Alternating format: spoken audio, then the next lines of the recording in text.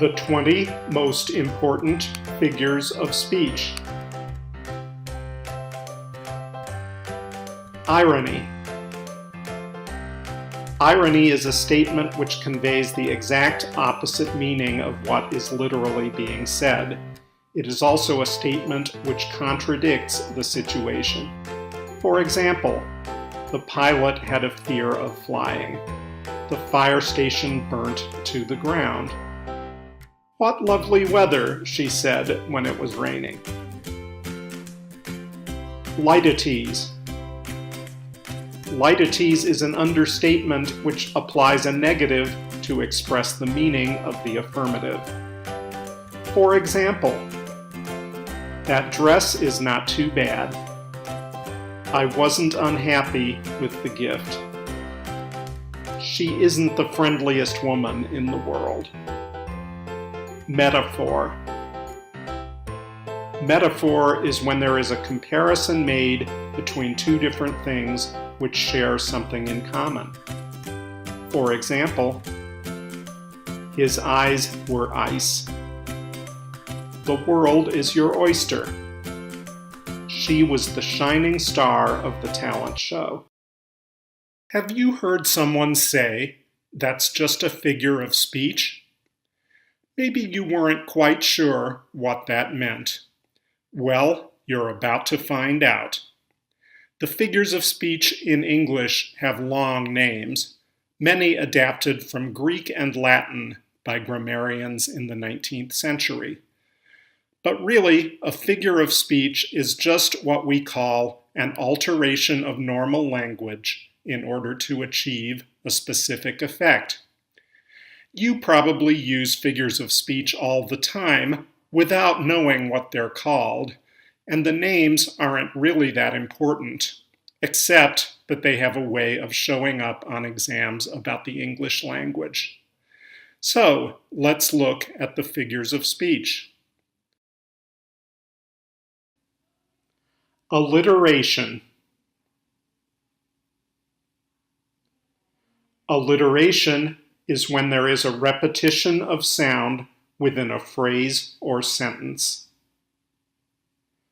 For example, "She sells seashells on the seashore." "Peter Piper picked a peck of pickled peppers."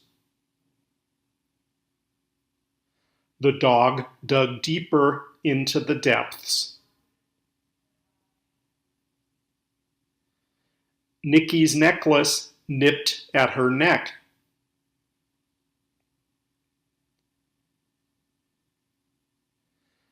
Anaphora. Anaphora is when a word is repeated multiple times within a phrase.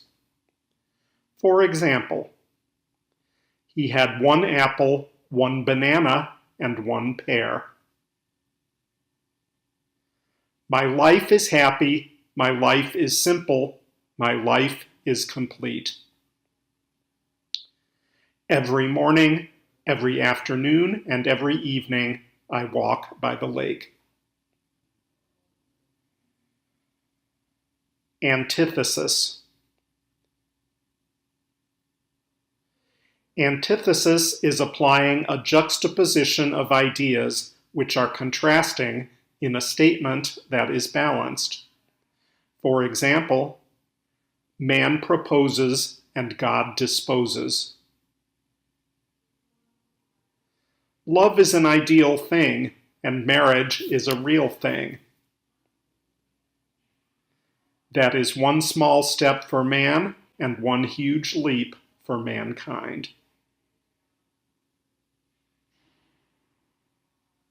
Apostrophe. Apostrophe is speaking to an object or item that is not alive as if it were, in fact, alive. For example, "Oh, come on, you stupid door, just unlock." "Thank you, oven, for helping me make this meal." "Come on, trousers, you have to fit me."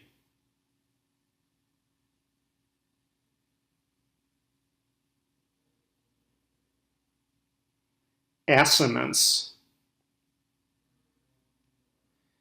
Assonance is the similarity in sound between vowels in the middle of neighboring words.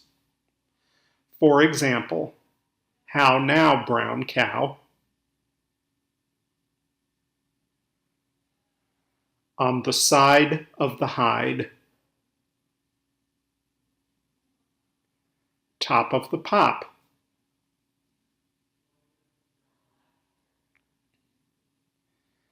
Chiasmus.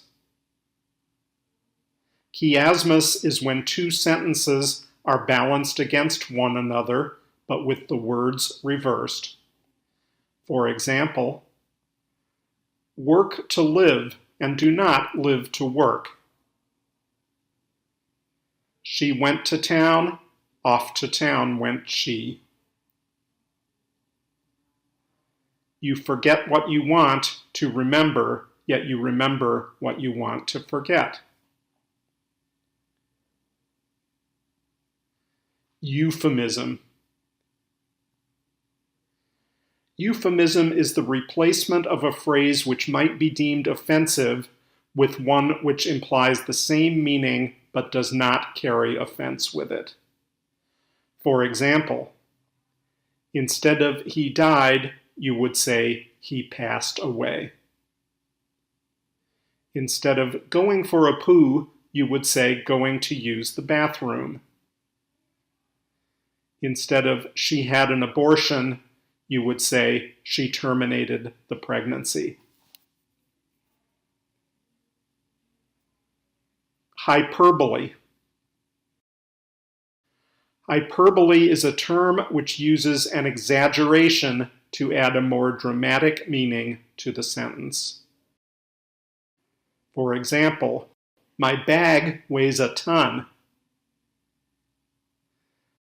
I have a million things to do today. His nose is the length of the river Nile. Irony. Irony is a statement which conveys the exact opposite meaning of what is literally being said. It is also a statement which contradicts the situation. For example, the pilot had a fear of flying. The fire station burnt to the ground. What lovely weather, she said when it was raining.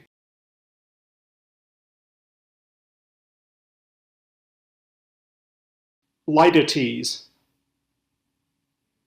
Lightities is an understatement which applies a negative to express the meaning of the affirmative. For example, that dress is not too bad. I wasn't unhappy with the gift. She isn't the friendliest woman in the world.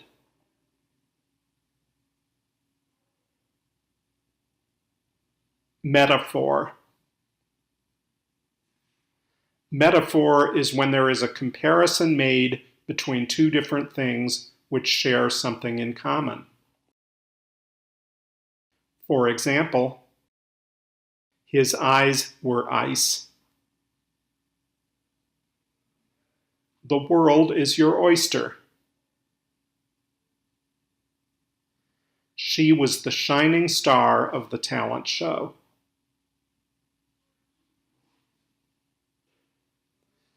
Metonymy. Metonymy is when a phrase is replaced with another which has a similar meaning, used to describe something in an indirect manner. For example, I remain loyal to the crown. My husband is considered a silver fox. The pen is more mighty than the sword.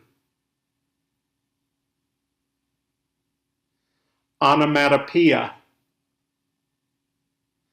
Onomatopoeia is a word which resembles the sound it is describing. For example, My watch ticks loudly. The crow cawed overhead. The bacon sizzled in the pan. Oxymoron. Oxymoron is when two words in a phrase contradict one another. For example, that cat is mighty small. Our farewell was bittersweet. The girl next door is pretty ugly.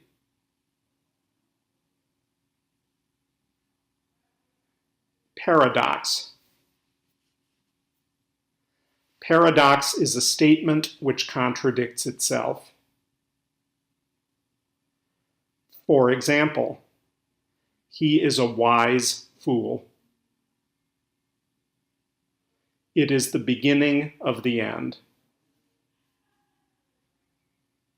Deep down, Anna is really shallow.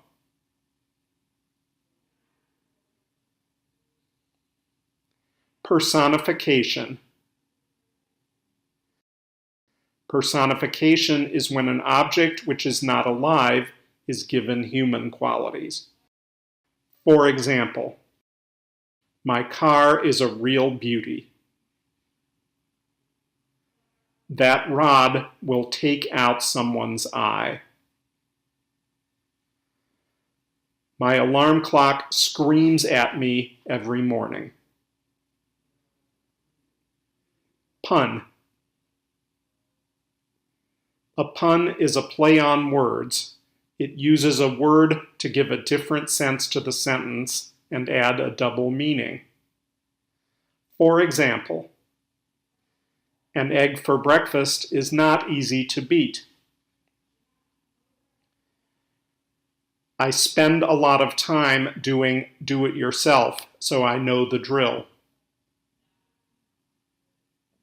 The two guitarists got on well, as they were always in accord. Simile. Simile is a phrase which compares something to something else using the words like or as. For example, I felt as high as a kite. The dog is as fit as a fiddle. Her hair was as golden as the sun. Synecdoche. Synecdoche is a statement in which only part of something is expressed to relate to the whole. For example, he has just got some new wheels. There were many hired hands in the factory. At school, the children learn ABCs and 1, 2, 3s.